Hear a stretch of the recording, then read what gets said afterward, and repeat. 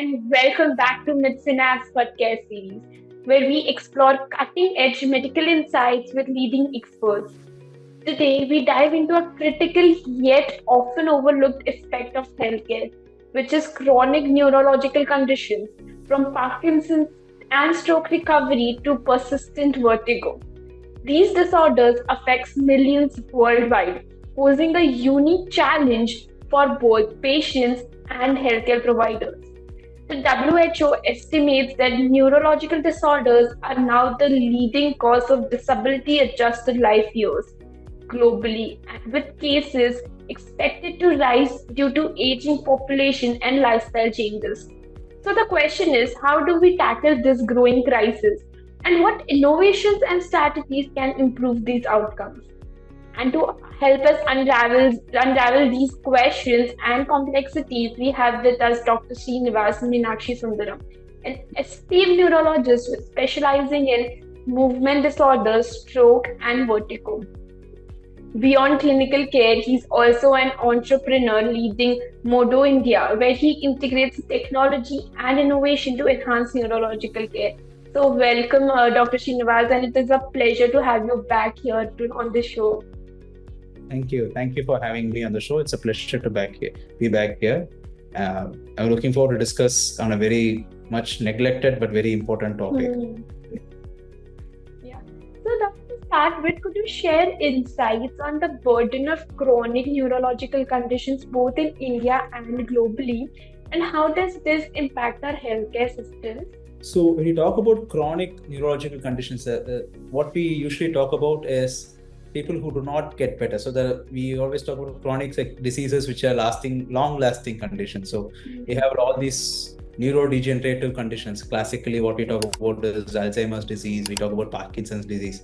Basically, where the brain, so in layman's terms, it's easy to describe as the brain just shrinking. So there are certain areas of the brain which stop functioning with age, and they tend to get worse with age. So unfortunately, we are yet to have any sort of treatment which can reverse this condition. So what we have is a population of patients who need neurological care, who will need ongoing neurological care for many years to come till the end of their life. So what is happening is that since now we have more technology, we have better medical advances, we have a higher life expectancy especially in a developing country like us. What happens is that the people tend to live longer and these diseases are much more apparent. So what was initially termed as diseases of the West, Parkinson and Alzheimer's, were not really being diagnosed. Now we have people living beyond 70 as routine. And when that happens, the chances of these diseases get increase with every single year. So this is leading to an increasing population. So the burden on your healthcare system just get worse. So the demand for specialized care for these conditions becomes higher. So with the diseases, as they go on in life, they can get incapacitated. The patients can get disabled in multiple ways, either cognitively or physically, needing more support care, more specialized care in the form of home nursing, assisted living, such. Because it's impractical to expect a normal layman to be able to take care of somebody who's having specialized needs, especially when they have cognitive issues, when they have memory issues, and if they're having mobility problems, it will be very hard for some because they'll need 24/7 nursing care. And this actually is creating a whole new ecosystem of healthcare, which is rapidly growing because of the demands of the market. It also comes with a lot of multidisciplinary teams also playing a major role here. That's true. That's true. Actually, when you talk about multidisciplinary, yes, no, it's not just the physician. Previously it used to be you see the patient, you write your medicines and then send them home. That's not how it works anymore. You need to take into account a lot of factors here.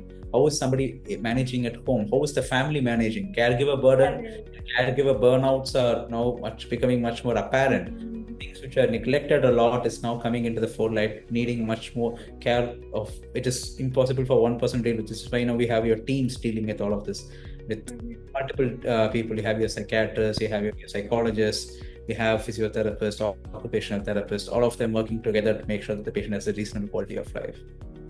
Yeah.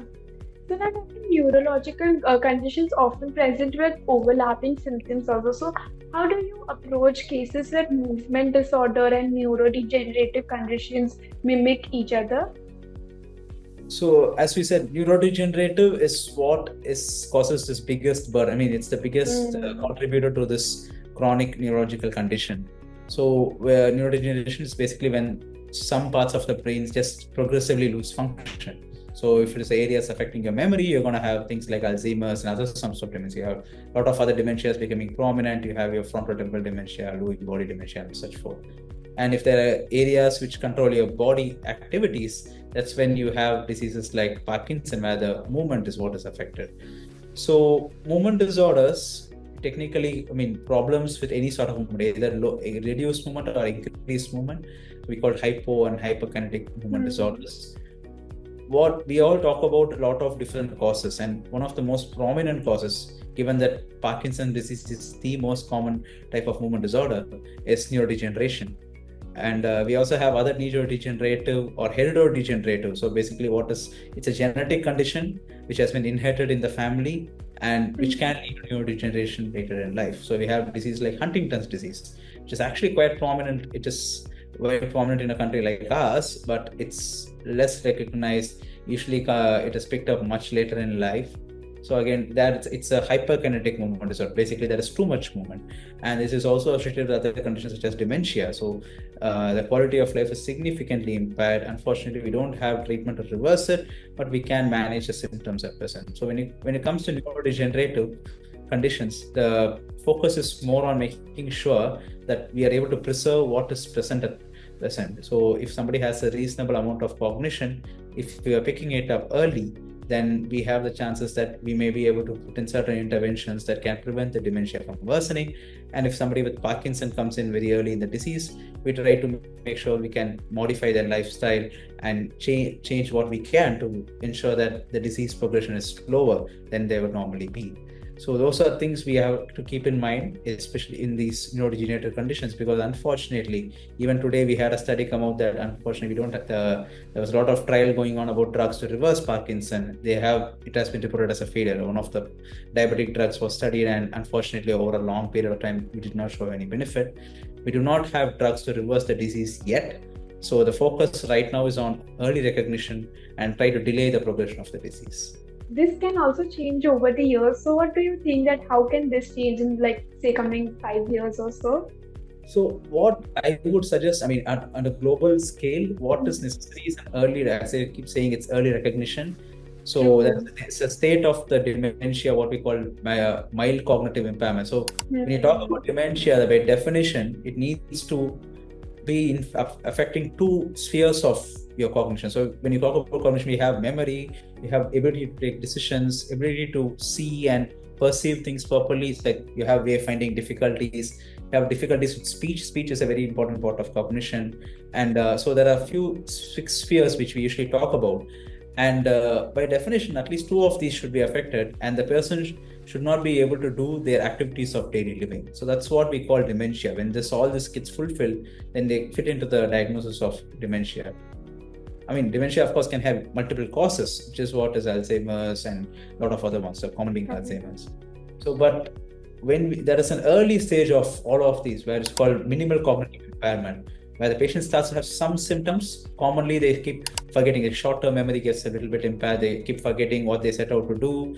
They can't remember lists. They go to the shop and they forget what they need to buy. So when the disease is recognized at this level, that's when we can do the maximum benefit for the patient. So there needs to be more screening for patients, especially in the elderly age group. So now we have cancer screening, mandatory screening for women above 35 for both uterine cancer. We have for cervical cancers. We have a breast cancer. Now we have screening programs. So when we have these dementia screening programs, that might actually help us ease the burden, because we recognize it early. It is much easier to give some sort of intervention which can reduce the delay.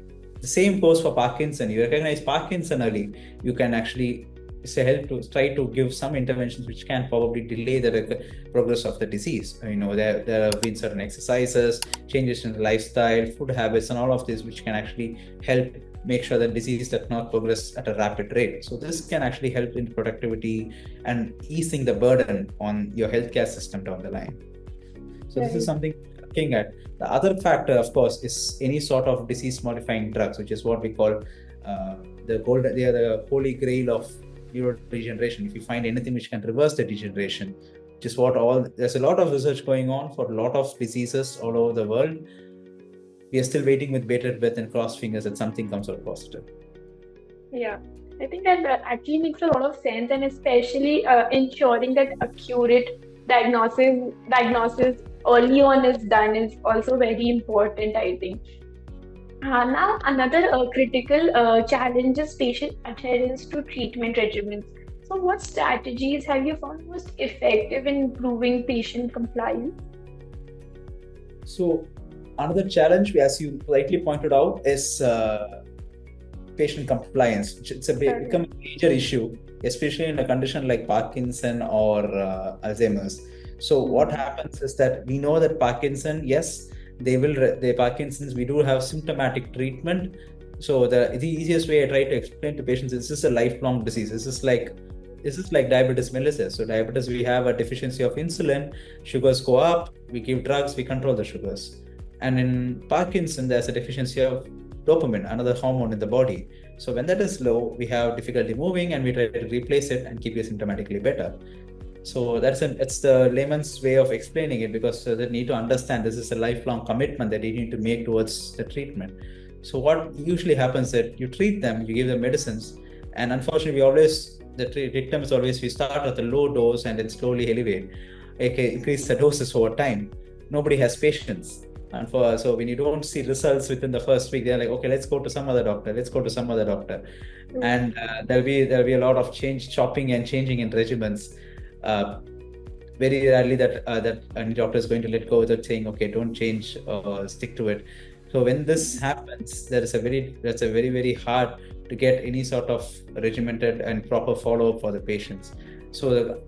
So explaining the nature of the patient, I think that clinicians have a major role in ensuring compliance. They need to spend time with the family, with the patient, to explain the nature of the disease so that they get a clear idea of what you're trying to do with your treatment. Because if we do not communicate the importance of proper follow-up, there have been times when I put them on medicine, ask them to come back in a month, they came back in 6 months with all sorts of side effects from the medication, and because they did not follow up when they had asked them to follow up. So it's very important to stress on it, especially when you make the diagnosis, because unfortunately all the information that they tend to get online or from the relatives tends to be erroneous. There are a lot of false facts going on and false myths going on, which need to get sorted out. So a lot of onus is on the clinician at this time. So I worked in other healthcare systems where they have this concept of Parkinson nurses and dementia nurses who actually spend time, who are a first point of care. So if any doubts, they can call them up and they can help reassure them and educate them about what to do next and what else can be done. Unfortunately, we don't have the system yet. I think we don't have enough personnel or training for the personnel to be able to establish such a system yet, which is something which would be fantastic if we can set up a network. And we don't have a central support group which can help in dispelling these myths. So now we have the National Parkinson Network, which I'm a part of, which is now coming up with a website where you can go to. If you have any doubts, please go to the website and see if you can, because it is approved by experts in the field. It's a consensus statement which have been put up.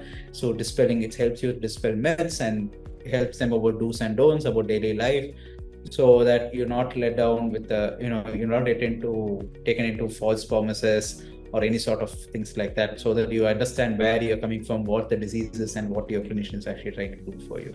So these are things we are trying to improve, so that the patient education is the first step towards improving compliance. Yeah, I think that those are some really great strategies also that you mentioned, Doctor. Now, speaking of early interventions again, because that's really critical also. So what advice would you give to general practitioners and primary care physicians when it comes to identifying and referring potential neurological cases sooner? So when it comes to chronic diseases, we have these acute diseases in neurology which come in with a bang. When somebody has a seizure, somebody has a stroke, it's very, very apparent. And it makes, it's just very obviously outside. So they tend to get referred very quickly. When you have these insidious processes like dementia, dementia, at least family might recognize that, okay, he's not remembering things. But what tends to occur in our society, at least, anybody above 60, they tend to get branded as old. I believe is actually relevant in this day and age, because the age in your life survival lifetime age actually goes up. 60 now is becoming the new middle age. It's part of your middle age now, and people are active now up to 70, 75. So when that's happening, they tend to be cognitively active. So when somebody at 60, just because they've retired from a government job, you can't just brand them as old and they are going to be forgetful. If anybody's having memory issues, please get it checked out properly to make sure that this is significant or not. If an expert tells you it's insignificant, it's going to take you probably 3 hours, but you're going to be reassured, and that's going to take you a long way forward, rather than just leaving it and then waiting for the dementia to be actually full blown, when it's much harder to treat. The same goes for Parkinson, because the reason why Parkinson was not much diagnosed early on is people used to think that somebody being slow is just because they were old, and somebody having tremors is just because they're weak. So there's still this concept of, I think, and sometimes it does prevail among practitioners in rural areas, or you're just having a bit of vitamin deficiency, that way you're shivering, and they did get injections, and which does tend to happen in some pockets of the country. Thankfully, awareness about Parkinson is going up. I do have people, general practitioners, who ask us, is Parkinson actually a common diagnosis in India? Which I tend to say, it is extremely common. It's just a very, very under-recognized disease. So when that happens, any sort of movement disorder, they feel that somebody is just having any sort of difficulty with their daily living, activities of daily living, with their routine, such as, they're having difficulty going from their house to the temple. They're not able to go and shop at the neighborhood stores. They're not able to ride a bike as they used to. They're not able to walk as fast as they used to. They keep having falls, or they're having difficulty taking bath, putting on their clothes. All of these, like, when your activity of daily living is starting to get affected, then I think it's very important they push themselves, the medical professional, the general practitioner, pushes them to go get an expert opinion. I recently had somebody who's actually a part of a judge's family, very highly educated people, and this person had been having difficulty signing. Their checks had been bouncing, their signature had changed for the last 3 years, but they just dismissed it. Okay, fine, they're just having difficulty writing because they're old, and turned out to have Parkinson. That's probably the earliest sign that the disease was coming in. So these are signs which tend to be missed out. And I think this signs that if the check is bouncing and your signature is changing, that's a very good sign you're having some sort of movement disorder. So I think you should look out for the smallest and minute changes, and should not actually mix it up with getting older or something like that. That is something that usually happens and gets missed out by practitioners also, I feel. Exactly. Yes. So now, Doctor, my favorite question would be, how can healthcare professionals play a role in reducing stigma and improving the overall quality of life for patients with chronic neurological conditions? Because I think quality of life plays a very major role, especially in these chronic neurological conditions.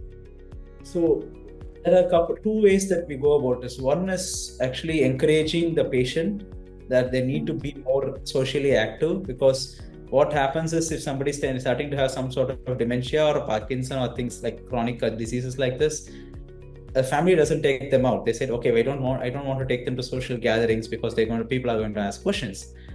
So it is about, one is we educate the patient and the family as saying it is very important for the patient's mental health to actually be socially active, because once depression is a major component of all of the diseases, because if they get depressed, it actually affects their other parts of the neurology as well. So it makes the symptoms worse, it makes your dementia worse, it makes your Parkinson worse. So becomes that much harder to give them a better quality of life. So maintaining the social interaction is very, very important component of all of this. So we tend to educate them and say, even if they ask questions, be prepared to say, this is not a disease which spreads. This is not something which is, this is just this is something that occurred with aging. So it is nothing to be ashamed of just because you have the disease.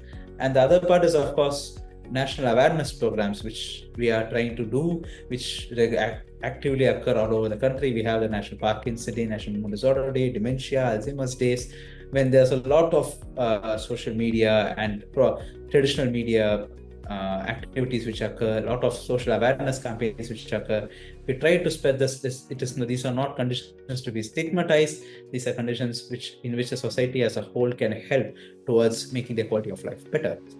So these are what the healthcare professionals are focused on. This is what all the national organizations. We have the Movement Disorder Society of India. We have a National Parkinson Network. We have an Indian Academy of Neurology. These are working on this. They put a lot of emphasis on this awareness in the social, among the society, so that this stigma actually comes down. So we also have this occurring.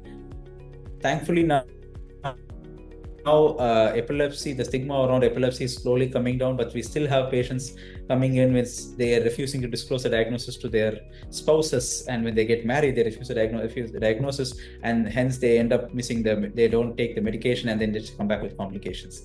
So this still unfortunately will exist in our country. We are working on taking the stigma away. And we also have the other chronic conditions with post-stroke. Thankfully, stroke is now getting more recognized. People are more accepting of the diagnosis. Hopefully this should extend to other chronic neurological conditions as well.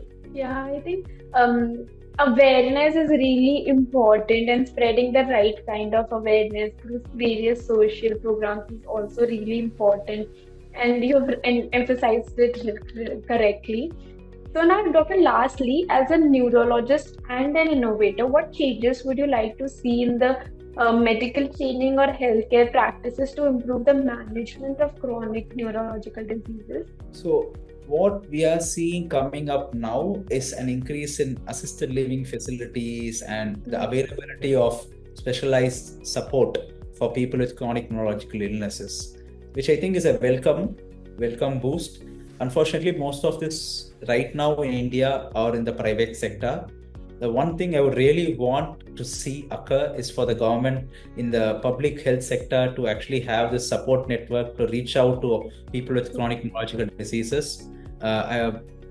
Developed countries tend to have these setups where the public health system, there is a public hospital system and a home-based system where you have therapists and psychologists and stuff, people going out to the houses to check on these patients with chronic illnesses, to making sure that they're able to manage it, because there are patients where they travel 5 to 6 hours to come and see the specialist, and they're able to spend maximum of half an hour to 1 hour here, and that's it. And then the next they come back is after 3 months, because it's just not impractical for them to travel this much, especially with the chronic illness. And if you have these support networks coming up from the government, then it would actually improve they improve the compliance with treatment, improve the quality of life, because they were able to identify lacunae, so we can identify issues which are affecting the quality of life at home, and improve their access to healthcare at any time, leading to a better quality of life overall for all these things. So it actually improves everything, whatever we had discussed today. So, Doctor, as we wrap up today's session, let me tell you that it has been an incredibly insightful conversation. So, thank you so much for sharing your expertise on this, Doctor. Thank you so much for having me. It was a pleasure talking to all of you. Same here, Doctor, and thank you so much for joining us today. And to our listeners, if you found this discussion valuable, do not forget to follow the MedSynapse podcast series for more expert insights. And remember, if you're a healthcare professional who's eager to delve deeper into medical topics or have questions, do not hesitate to join us on the MedSynapse platform. MedSynapse platform is not just a resource, it's a dynamic space where you can connect with your medical peers, participate in meaningful discussions, and contribute to the ongoing evolution of healthcare. So until next time, stay curious, stay informed, and we'll see you next time.